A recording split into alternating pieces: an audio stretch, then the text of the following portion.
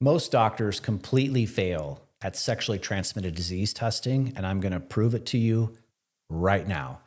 Here's a study which looked at 45 million gonorrhea and chlamydia tests in the United States. Only 1% of women were given a throat swab. So let's have a timeout here and talk about this.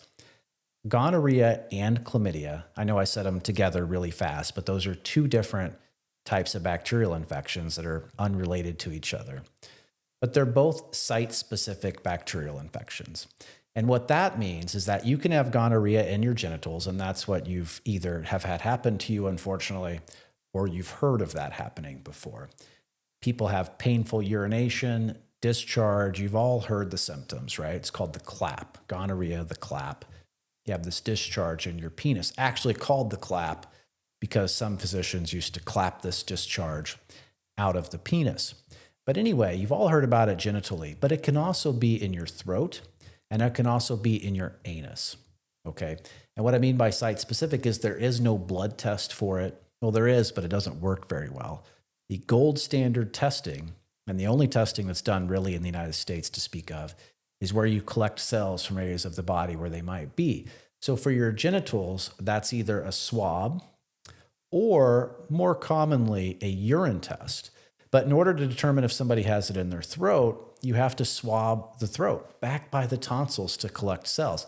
Same thing with the anus, and you can use your imagination on how you collect cells from the anus, but it also involves a swab.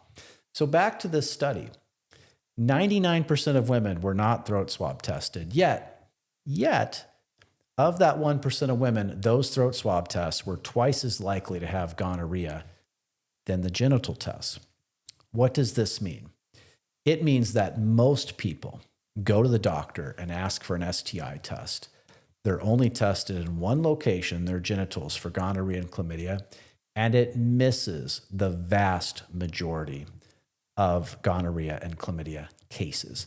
Here's a study out of Ireland, just came out a couple of months ago, which shows a very similar result, basically shows that throat swab tests were more likely to be positive than genital testing. So this is a huge underlying public health disaster. I mean, we talk breathlessly about how out of control STIs are, gonorrhea, chlamydia. You know, there's a whole department in Washington, D.C. that deals with this. Millions of dollars are spread across the country, taxpayer money going towards STI testing and prevention programs and all of that kind of stuff.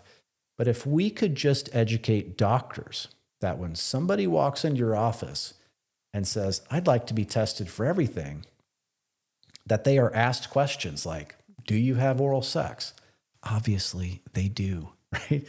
Do you have anal sex? That one's not going to be as popular as oral sex, but it's still going to be quite popular, right? And then test them in those areas. Now, this very thing happened to me. The whole reason why I started this company, and ultimately, I guess, this YouTube channel, Shameless Care, is because I tested negative for gonorrhea and then almost immediately got a text message from a partner. And she said, hey, buddy, you gave me gonorrhea. And I'm like, are you sure about that? Because I'm looking at this negative gonorrhea test result.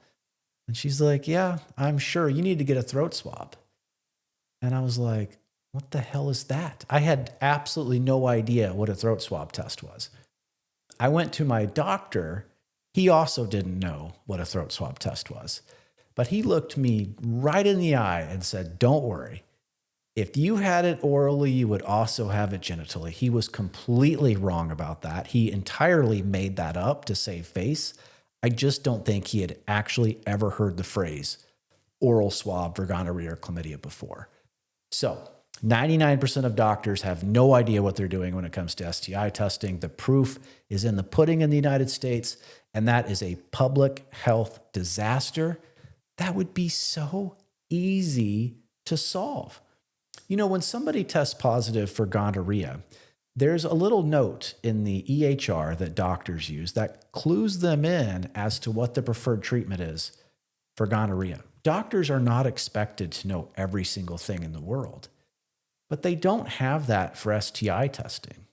As a matter of fact, if you go to the doctor and ask to be STI tested, what that doctor has to do is compile a list of all STIs in their mind, every single one of them, and then find them in the computer system and click all those boxes.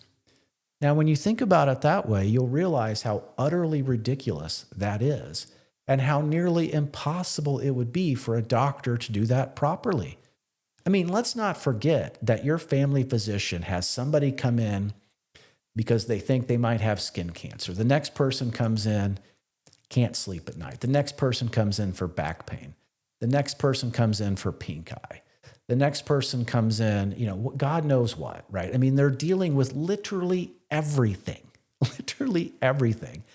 And then to expect that you can walk into their office and say, well, doc, I've been sleeping around. I think I'd like to be STI tested for everything. They're happy to help you.